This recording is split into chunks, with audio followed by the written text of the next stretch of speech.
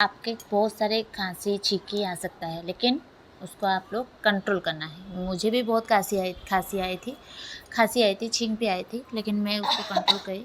मेरे आँख से भी बहुत ज़्यादा पानी निकल आई थी। और इसे करने से मैं गारंटी देती हूँ कि आप लोग का माइग्रेन की समस्या हो, आईसाइट की समस्या हो, कफ की समस्या हो, कोल्ड की समस्या हो, रनी नोज की समस्या हो, कुछ भी हो ना, ये करने से दूर हो जाता है। ये गारंटी देता हूँ मैं आपको। ज़रूर मैं सोचती हूँ कि ये वीडियो देखने के बाद आप ज़रूर इसको करेंगे, मैं सोचती हूँ। और कमेंट में भी बताएंगे आपको कैसा महसूस हो रहा है अभी। देखिए मुझे भी बहुत खांसी आ रही है, लेकिन मैं उसको कंट्रोल करती हूँ अभी। कंट्रोल करके इसको अंदर घुसाती हूँ, नाक के अंदर। नाक से मुंह तक जो कनेक्टिंग रहता है ना, इसको ये करने से ये साफ